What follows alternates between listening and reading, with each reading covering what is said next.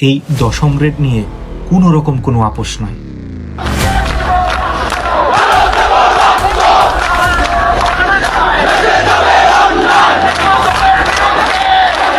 5 মাস আগে শাহবাগে এসএসসি পাশ করা পুলিশের হাতে পেদানি খেয়েও এদের আসলে লজ্জা হয় নাই। এখন এই লিপুগং নির্বাচন বন্ধ করতে ডিপ্লোমা ইঞ্জিনিয়ারদের নিয়ে নতুন ষড়যন্ত্র শুরু করছে। আপনারা জানেন 10ম গ্রেড উপসহকারী প্রকৌশলী পদ নিয়ে দীর্ঘদিন ধরে ষড়যন্ত্র চলমান রয়েছে। দেশে কিছুদিনের মধ্যেই নির্বাচন পরবর্তী যে সুষ্ঠু এবং সাবলীল অবস্থা, সেই সুষ্ঠু এবং সাবলীল অবস্থা বানচাল করার জন্য কিছু কুচক্রী মহল, প্রকৌশল অধিকার আন্দোলন নামের কিছু কুচক্রী মহল পূর্ব পরিকল্পিতভাবে দেশের স্থিতিশীল অবস্থাকে বানচাল করার জন্য ষড়যন্ত্র অব্যাহত রেখেছে।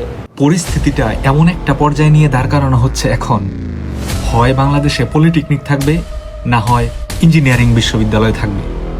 দেখেন ভাই, সাব অ্যাসিস্ট্যান্ট ইঞ্জিনিয়ার পদ ডিপ্লোমাদের জন্য চূড়ান্ত, এর বাইরে গেলে ভয়াবহ পরিণতি অনিবার্য।